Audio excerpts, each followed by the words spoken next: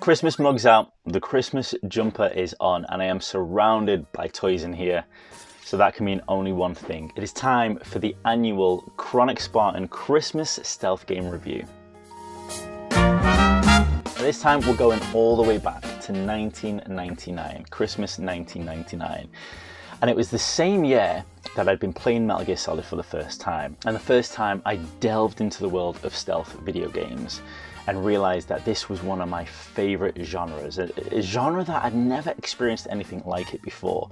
A genre that made me feel like I was in the movies, some of my favorite movies. I always loved watching James Bond growing up, and playing stealth games for the first time ever just made me feel like I was reliving action and scenes from those movies. Metal Gear Solid and Tenchu were my first flavors of stealth games on the PlayStation 1, and from that point on, I just knew I needed more. And I remember going into Electronics Boutique, the video game store at the time, and looking for another stealth video game experience, and there weren't that many about. They were few and far between. I still even remember picking up, I think it was Armageddon, the game with Bruce Willis in, and hoping that that was a stealth game, going up to the cashier and saying, "Is this anything like Metal Gear Solid?" He's like, "That's nothing like Metal Gear Solid, mate." But it was on a bus journey into school I overheard some kids talking about a Syphon filter and talking about how awesome it was, and if you played Metal Gear Solid you'll love Syphon filter, and instantly I needed to find out more about this game. Back then the only ways we could find out about video games were through magazines, and I remember asking friends and checking magazines and trying to find out as much about Syphon filter as possible. I knew the second I'd heard that it was anything like Metal Gear Solid, that it was anything stealth based, I was gonna need this game, and it instantly went on my Christmas wish list. And while I waited for Christmas, knowing that my mum was gonna do her best to try and get me it, I couldn't stop thinking and imagining how amazing Syphon filter was going to be. And on Christmas Eve of 1999, when the clock turned to 12, that's when we used to open up a present each before the big day.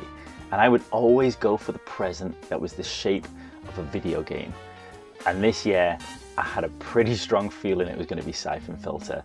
Opened up that present, and there it was, right in front of me, Syphon filter. And I still remember how amazing it looked. It wasn't in the same kind of case that a lot of PlayStation 1 games came back in those days. It was in one of the more unique black jewel cases. And it just looked amazing with the green neon Syphon filter front cover. And what made it even better and just got me so excited was the sticker on the front. A must-have for fans of Metal Gear Solid. If anything could sell a video game to me, that's the line. And this is the exact copy I opened on Christmas Eve, and it just instantly brings back all those memories. We said our Merry Christmases, we gave each other a hug, we all went to bed. And like my tradition, I would always put my game in the PlayStation 1 and give it a quick hour play before I went to sleep for Christmas. And Syphon filter, when it loaded up, was just absolutely amazing.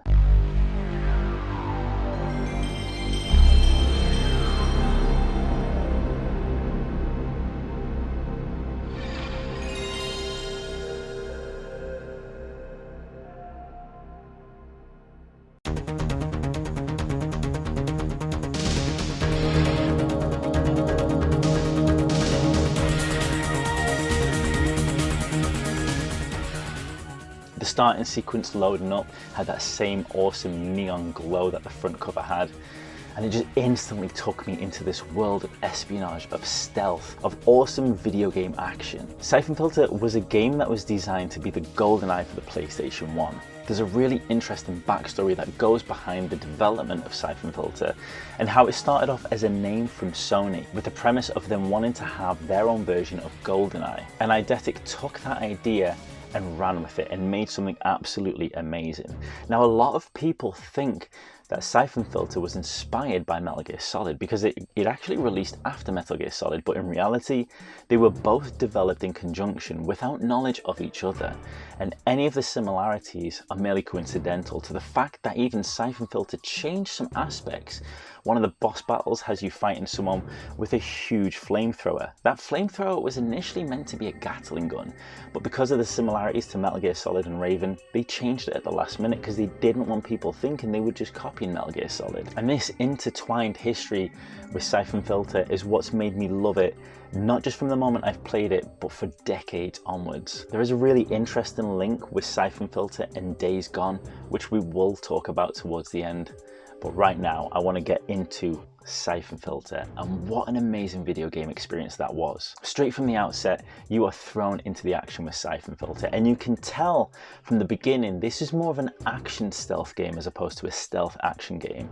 Straight away, your character Gabe Logan is running around with full pelt with animations that I'd never seen before. The intensity is clear from the outset just with the character movement, and you're running around Washington DC trying to foil this plan to detonate a bunch of bombs in the subway underneath Washington DC. And the basic premise of Syphon Filter is that Gabe Logan and Lian Zing work for the agency, and the main plot of the game is trying to stop the threat and control the spread of the Syphon Filter virus. A storyline that sounds like it was taken straight out of some of the best stealth action movies, and the type of storyline we've actually seen in Mission Impossible movies, which came out after Syphon Filter was released. There's so many times I've been in movies, especially Mission Impossible ones, and thought how much they've reminded me of Syphon Filter and the Syphon Filter storyline, which just shows you what a great job Eidetic did. Syphon Filter is a very different game to Metal Gear Solid, and it was a refreshing change at the time. Whereas Metal Gear Solid has a much more stealth-focused aspect where action happens if you get caught or at certain points in the game, with Syphon Filter there are set levels where action is the focus, and you will be running around gunning people down, completing your objectives as you go along. But equally, there are missions where you'll be sneaking around in the snow, being stealthy, and doing all that awesome James Bond goodness that we just know and love from the stealth video game genre. Syphon Filter did a great job of blending this action and stealth as well. And one of the best parts of Syphon Filter was the aiming system, with a really useful and handy auto-aim system. But if you wanted, you can go into manual mode, which gave you hints of GoldenEye, and that's when you could get those sweet headshots. And I still remember, headshots in video games these days are just like normal run-of-the-mill. But back then in Syphon Filter, that was brand new. And it was so cool because when you'd get a headshot lock-on, it would pop up headshot. And I still remember on the bus into school, me and my mates talking about the headshots and how cool it was. On top of that, Syphon Filter had some really unique weaponry as well. Let's not forget the taser. The taser was absolutely awesome and hilarious as well. A lot of video games, if you run out of weapons, you're going to have to either use your fists or some kind of melee weapon. But Syphon Filter wanted to go one different, and it made one of the most iconic weapons in any video game ever. Because the taser would shoot out, lock onto a target, but instead of being from the character's perspective, the camera would suddenly switch to the enemy's perspective. You'd be behind them, and you'd be tasering them, and the longer you tase them, they turn into smokiness and then set on fire. And honestly, it sounds pretty painful, but as a player, it was absolutely hilarious. And I can't understate the fun of just tasering someone off in the distance or up on a roof and just tasering them away while they shake there and then set on fire. Pretty sadistic, but in Syphon Filter it was pretty damn fun. Syphon Filter was absolutely perfect and everything I wanted on Christmas 1999. It made for such an amazing moment opening that present. I was so excited to get upstairs and play the first hour of it, and then on Christmas morning I just could not wait to delve into the story of Syphon Filter. From that point on, I became such a massive Syphon Filter fan and have indulged in all of the video games to date, with some of my best memories in gaming ever coming from the Syphon Filter franchise. I still vividly remember playing Syphon Filter with my mate in my bedroom, where there was this mission where you had to stop a nuclear warhead setting off. And in some completely unplanned and unprovoked sequence of events, one of the missions where we got to the console literally with a second to spare, exactly like a movie, and we were just adrenaline pumping. It was the first time we had to go that mission, and okay, it was the type of mission that, you know, if you fail it, you try it again. And quite often with these kinds of missions, you have quite a few seconds to spare if you do it properly. But the perfect storm of us just trying that mission for the first time, getting there, having difficulty along the way, thinking we were going to fail the mission and would have to restart it, but still trying our best and actually getting there with 1 second to spare. That fluid movement throughout the mission, not having to restart it, and it being so close, felt like we were living in a movie. And honestly, today is one of those moments I talk about with my friend that we will never forget. Syphon Filter has gone on to span multiple games on the PlayStation, PlayStation 2 and the PSP. And all of those games are awesome, with the PSP games being some of the best games on the PSP system. But the thing I always found most interesting about the Syphon Filter franchise is that in development, the game wasn't necessarily always going to be the game we know of today. It wasn't necessarily going to be a current day stealth espionage game where you were tracking down this killer virus and you had to try and get it and control it. There were ideas of the game being post-apocalyptic, and with Syphon Filter not being a virus, but a different aspect to the game.